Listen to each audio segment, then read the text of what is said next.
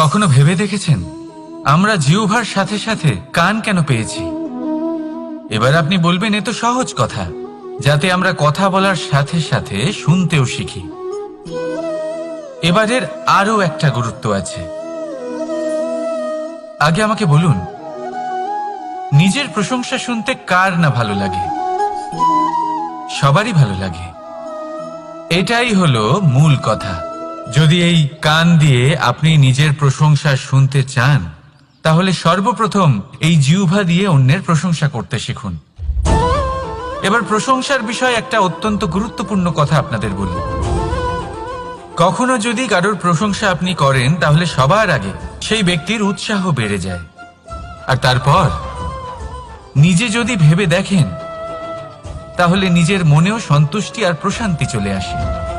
আর একবার যদি এই মন প্রশান্তিতে ভরে যায়, তারপরে কেউ প্রশংসা করুক বা না করুক, কিচ্ছু যায় আসে না। সেই জন্য সবসময় অন্যের সম্মান করবেন, স্নেহ করবেন, প্রশংসা করবেন, সুখ ভাগ করে নেবেন। যার মধ্যে যেটা ভালো আছে তা বলুন, তাকে মনে করান তিনিও ভালো, তার উৎসাহ বাড়িয়ে তুলুন। তিনি জীবনে সামনে এগোবেন, আর এই ব্রহ্মাণ্ড আপনাকে কখনো পিছিয়ে থাকতে দেবে না। রাধা রাধা। সত্য এবং অসত্য দুটোর মধ্যে পার্থক্য কি আছে? পার্থক্য হলো অ অক্ষরটার। এবার অ দিয়ে হতে পারে আরম্ভ, অ দিয়ে হতে পারে অন্ত। সত্য হলো সেটা যেখানে সমস্ত পথের আরম্ভ হয়, অসত্য সেটা যেখানে সমস্ত পথের শেষ হয়। এবার এরা চলতে হয়তো পারে না, কিন্তু তাও ছাপ রেখেই যায়। সত্য সেই ছাপ রেখে যায় যা একটা উজ্জ্বল উৎকৃষ্ট উদাহরণ হতে পারে, আর অসত্য সেই উদাহরণ তৈরি করে যা একটা কলঙ্কিত ইতিহাস তৈরি করে। এখন আপনি আগামী সময়ের জন্য কেমন ছাপ রেখে যাবেন, এই সিদ্ধান্ত পুরোপুরি আপনার। রাধা রাধা। চলুন একটা প্রশ্ন করি। কোন মানুষকে জিজ্ঞাসা করবেন যে সে মূর্খ, অলস, বিবেকহীন, অসফল, এইসব বিশেষণ দিয়ে নিজেকে পরিচিত করতে চাইবে? না। কাউকে জিজ্ঞাসা করুন আপনি কি মূর্খ? না। আপনি কি অসফল হয়েছেন? না। আপনি কি বিবেকহীন? না। এবার বলুন, আপনি জীবনে মূর্খ ও বিবেকহীন হবার জন্য কোনো ভালো পরিকল্পনা বানিয়েছেন? উত্তর পাবেন না। কারণ কোনো পরিকল্পনা বানানো হয় না যাতে আপনি মূর্খ বা অসফল হন। মানুষ মূর্খ বা অসফল তখন হন যখন কোনো পরিকল্পনাই থাকে না। দেখুন, একটাই ছোট জীবন, তাকে স্থির করুন যাতে অনেক বেশি সংখ্যক মানুষকে আপনি জুড়ে রাখতে পারেন, অনেক বেশি শান্তি পেতে পারেন, অধিকতর সাফল্য লাভ করতে পারেন, বেশিরভাগ মানুষের পথপ্রদর্শক হয়ে তাদের মঙ্গল করতে পারেন। অসফল হয়ে বাড়িতে বসে থাকার চেয়ে ভালো হলো যে আপনি একটা পরিকল্পনা করে অসফল হন, কারণ তখন আপনার কাছে আরো একটা বিকল্প থাকবে, একটা নতুন পরিকল্পনা বানানোর, তাকে সার্থক করার। কারণ এমন কোনো পরিকল্পনা তো অবশ্যই থাকবে যা আপনাকে আপনার লক্ষ্যে পৌঁছে দেবে, তাই তো?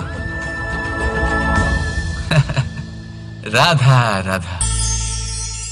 সূর্য কারোর জন্য হলেন শক্তিদাতা ঈশ্বর, আবার কোনো প্যাঁচার জন্য হলো চোখ বন্ধ করে দেওয়ার মতো তীব্র আলো। নদী কারোর জন্য হলো তৃষ্ণা মেটানোর স্রোত, আবার কারোর জন্য বন্যারূপী বিনাশকারী আশঙ্কা। সাগর কারোর জন্য হলো নোনা জলের ভান্ডার, আবার কারোর জন্য অগন্তি প্রাণী জগতের সম্ভার। প্রশ্ন হলো, প্রত্যেক ব্যক্তির জন্য প্রত্যেক অনুভূতি বা বস্তুর সারমর্ম আলাদা কেন হয়ে থাকে? যা কারোর জন্য হলো বিষ, তা অন্য কারোর জন্য অমৃত কেন? যা কারোর জন্য অমৃত, তা অন্যের জন্য বিষ কেন? উত্তর বড়ই সোজা। আমরা বস্তু বা অনুভূতিগুলিকে সেভাবে দেখি না যেরকম তা হয়ে থাকে। আমরা বস্তু বা অনুভূতিকে সেভাবে দেখি যেরকম আমরা হয়ে থাকি। এবার এর উপায় কি হতে পারে? নিজেকে পরিশুদ্ধ করুন, সব কিছুই শুদ্ধ হবে। রাধা রাধা। প্রেম, ঘৃণা, এই দুই হলো একই শব্দ। কিভাবে? দেখুন না, দুটোতেই আড়াই অক্ষর রয়েছে। দুটোই হলো সেই অনুভূতি যা আমাদের মনের সাথে জড়িত। আর এই দুই অনুভূতির সাথেই জড়িত মানুষ আমাদের জন্য গুরুত্বপূর্ণ। পার্থক্য শুধু এটাই যে প্রেম পায় সম্মান আর ঘৃণাকে করা হয় অবজ্ঞা। এরকম কেন? কারণ প্রেম হলো সেই অনুভূতি যেখানে মানুষ সব কিছু দিয়ে দিতে চায়, সব কিছু লুটিয়ে দিতে চায়। সেখানে ঘৃণা হলো এমন অনুভূতি যেখানে মানুষ সবকিছু কেড়ে নিতে চায়, সবকিছু জিতে নিতে চায়। তাও প্রেমের অনুভূতি কখনো আপনাকে হারতে দেয় না, আর ঘৃণার অনুভূতি কখনো আপনাকে জিততে দেয় না। এবার কি করবেন আপনি? একটাই জীবন। ঘৃণার সাথে বাঁচবেন নাকি প্রেমের সাথে? আমি তো প্রেমকেই চয়ন করব। রাধা রাধা।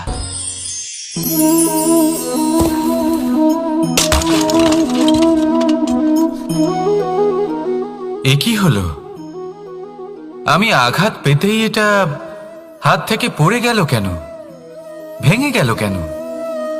এবার আপনি বলবেন এরকমই তো হয়ে থাকে এই জীবনে, এই সংসারে। আঘাত লাগার পরে আমাদের হাতে যা থাকে তা পড়ে যায়, যা তৈরি হয় তা ভেঙেও যায়। কিন্তু এটা কি সত্যি? আপনাকে একটা কথা বলে রাখি, আঘাত পেয়ে পড়ে যাবার পরে সংসারের যে কোনো বস্তুই হাত থেকে পড়ে যাক না কেন, সাফল্য অবশ্যই আসে। যতই খারাপভাবে আপনি পড়ে যান, আপনি আঘাত পান, ভবিষ্যৎ অবশ্যই ভালো হবে। কারণ এই আঘাত, অসফলতা, এই অসুবিধা, এগুলো আমাদের এমনভাবে পরিশুদ্ধ করে যেমন আগুন সোনাকে করে থাকে। সেই জন্য জীবনে শুধু সামনে এগোতে থাকুন, দৃঢ়তার সাথে এগোতে থাকুন, আর কখনো আঘাত পেয়ে পড়ে যেতে ভয় পাবেন না। কারণ এটা আসন্ন সাফল্যের সংকেত। আর সাফল্য তখনই আসবে যখন আপনি পড়ে যাবেন, যখন আপনি আবার উঠে দাঁড়াবেন এবং আপনি আবার জীবনে সামনে এগোতে থাকবেন। রাধা রাধা। সময় অত্যন্ত কঠোর প্রভু। আপনি অনেক লোককে এটা বলতে শুনে থাকবেন, আমার কাছে এত সময় নেই, এই কাজে আসলে অনেক সময় লেগে যাবে, এই বিষয়ে ভাবার জন্য আমার সময় লাগবে। আচ্ছা, আমি আপনাকে একটা কথা বলে রাখি, যদি আপনি এটা নিশ্চিত করার জন্য বেশি সময় নিয়ে ফেলেন যে আপনার কি করা উচিত, তাহলে সময় এটা নিশ্চয়ই করে নেবে যে আপনার সাথে কি করা যেতে পারে। কারণ এই সময় এ কিন্তু অত্যন্ত কঠোর। যতক্ষণ আপনার সাথে রয়েছে এর সমাদর করতে শিখুন, এর সম্মান করতে শিখুন, এর সদ্ব্যবহার করতে শিখুন। যদি এরকম না করেন, তাহলে এই সময়ের নিজেকে আর আপনাকে বদলাতে অধিক সময় লাগবে না। তাহলে আসুন, এবার সময় এসে গেছে ভালোবেসে বলার রাধা রাধা। এই পাথর দেখছেন আপনি, নদীর তলদেশে পাওয়া যায়। প্রয়াস করতে থাকে যাতে নদীর জল প্রবাহকে আটকাতে পারে। আটকাতে কি পারে? কখনোই নয়, বরং তার ধারালো কোণাগুলো মসৃণ হয়ে যায়। এবার এ থেকে কি শিক্ষা পাওয়া যায়? এর থেকে এটাই শিক্ষা পাওয়া যায় যে ব্যক্তি দৃঢ়তার সাথে জীবনে শুধু আগে এগোতে থাকেন না থেমে, তিনি না শুধু নিজের লক্ষ্য প্রাপ্তি করতে পারেন, বরং নিজের পথের সমস্ত বাধার অস্তিত্বই পাল্টে দিতে পারেন। তাহলে আপনি কি হতে চাইবেন? সেই ব্যক্তি যিনি নিজের বাধাকে দূরে ঠেলে আগে এগোতে পারেন, নাকি সেই ব্যক্তি যিনি অন্য কারোর পথে বাধা হয়ে থেকে তার নিজের অস্তিত্বই হারিয়ে ফেলেন? সিদ্ধান্ত হলো আপনার। রাধা রাধা।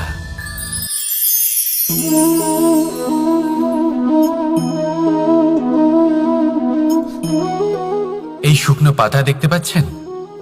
এটা কখনো গাছের ডালে ছিল, সবুজ তরতাজা, বৃক্ষকে পুষ্টি দান করত।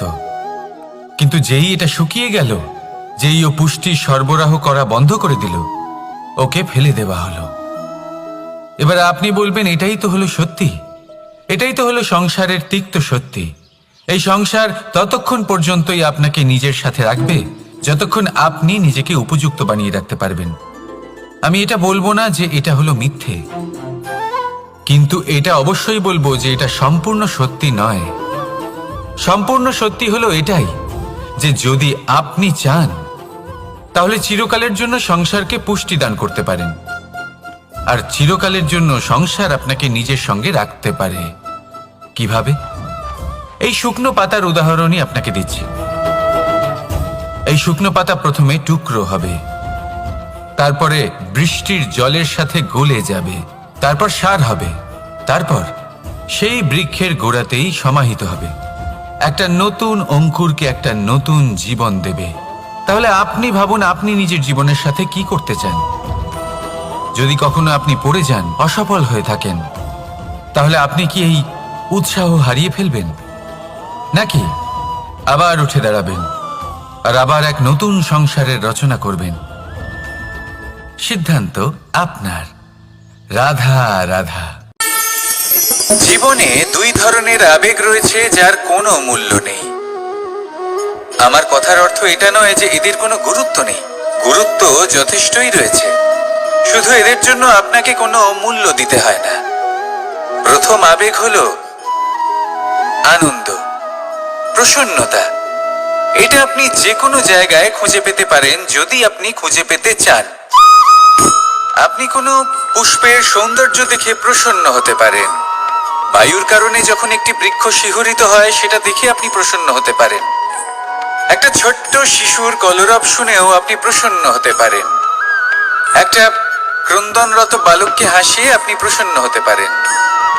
সবকিছু আপনার উপর নির্ভরশীল। সেখানে আরেকটি আবেগ হলো দুশ্চিন্তা। মানুষ বড়ই দুশ্চিন্তা করতে থাকে। আজ আমি এই কাজ করেছি, সেই বিষয়ে চিন্তা। আজ আমি এই কাজ করতে পারিনি, সেই বিষয়ে চিন্তা। কাল আমাকে এই কাজ করতে হবে, সেই নিয়ে চিন্তা। আমি কি সেই কাজটা করতে পারবো, সেই বিষয়েও দুশ্চিন্তা। চিন্তা সর্বত্র রয়েছে, যার জন্য মূল্য দিতে হয় না। যত চান আপনি একত্রিত করতে পারেন। একটা গুরুত্বপূর্ণ কথা মনে রাখবেন, প্রসন্নতা জীবনের একটা নতুন সূত্রপাত। সেখানে দুশ্চিন্তা হলো জীবনের চিতার সমান। এবার এই দুটি আবেগ হলো মূল্যহীন, দুটোই আপনার সামনে আছে। কোনটা চয়ন করবেন আপনি, দুশ্চিন্তা নাকি প্রসন্নতা? সিদ্ধান্ত আপনারই। আসুন আর আমার সাথে ভালোবেসে বলুন, রাধা রাধা। ধন, সম্পত্তি, এগুলো আসলে কি? এগুলো শুধু সেই মূল্য যার দ্বারা আমরা কোনো কিছু অর্জন করতে পারি। এবার এই ধনের দ্বারা এই সংসারে অনেক কিছু লাভ করা সম্ভব, কিন্তু সেই সব কিছুই শুধুমাত্র ভৌতিক বস্তুই হবে, ভৌতিক সামগ্রী, ভৌতিক সুবিধা।